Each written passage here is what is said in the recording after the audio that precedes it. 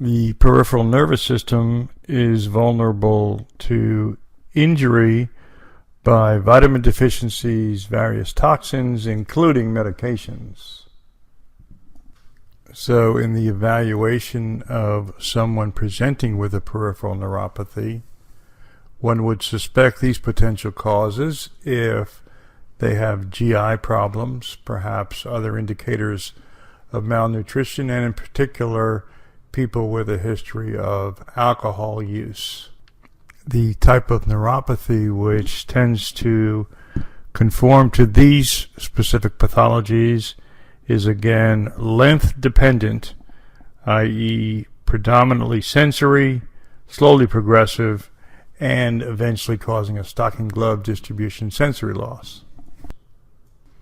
Certainly, B12 deficiency has to be considered as a potential etiology for anyone presenting with a neuropathy, and B12 deficiency can occur either as a result of decreased intake, but you got to be a pretty strict vegan to do that, and more commonly it's caused by a reduction in absorption either due to a stomach problem such as pernicious anemia, atrophic gastritis, or the excessive use of proton pump inhibitors, but the malabsorption may occur at the terminal ileum, as in Crohn's disease or a previous resection.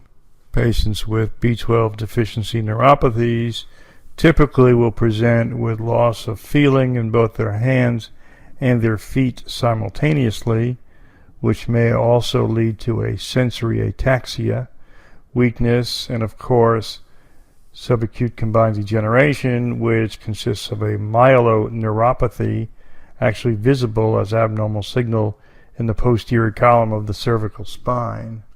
Once B12 deficiency has been diagnosed, treatment is fairly simple, and it's a milligram injection every week times 4 weeks, and then an injection once a month thereafter. Other deficiencies which can cause peripheral neuropathies include a thiamine deficiency, which may actually cause a neuropathy in the absence of Wernicke-Korsakoff syndrome, and the presentation there is again length dependent sensory motor neuropathy affecting the peripheral nerves and or cranial nerves, and may actually resemble Guillain-Barré syndrome. Alcohol, of course, is also a neurotoxin, so when people develop sufficient thiamine deficiency due to alcoholism, it's probably a combination of the two which is causing the neuropathy. Pyridoxine or B6 can cause a neuropathy either in its deficiency or taking as much as or as little as 50 milligrams a day. Another vitamin deficiency which can cause neuropathy is a vitamin E deficiency, usually seen in people with a lot of absorptive difficulties, fat absorption problems, and that can lead to a sensory ataxia and particularly a cerebellar syndrome.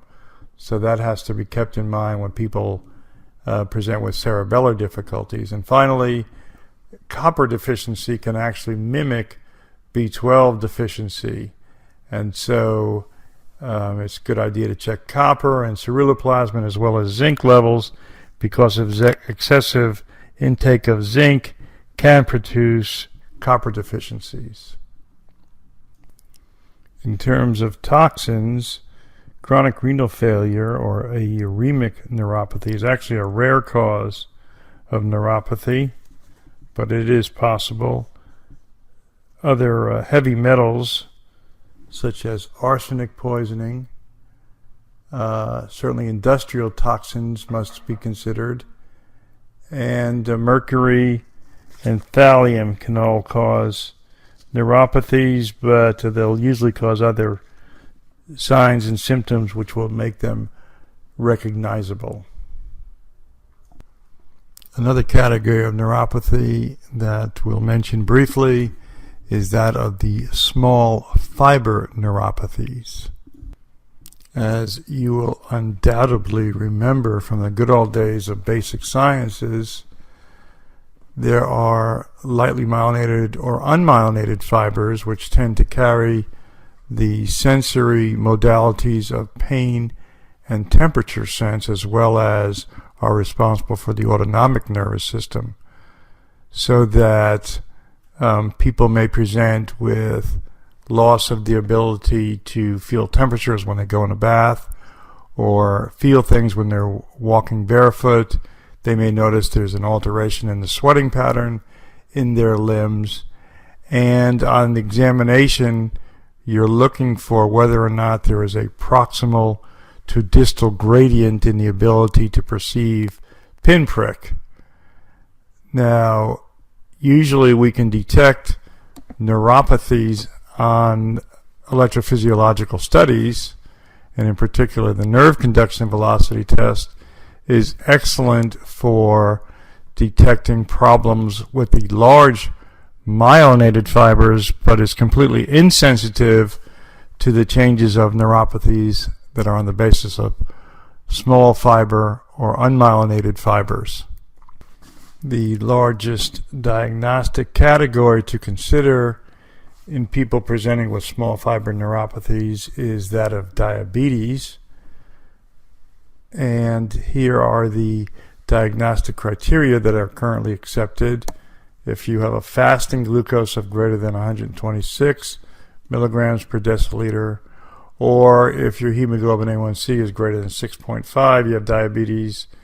Then there's the category of pre-diabetes, and it's controversial whether or not that, in fact, causes neuropathies, but I will usually run a 2-hour glucose tolerance test if there is a question as to whether or not there is a diabetic neuropathy.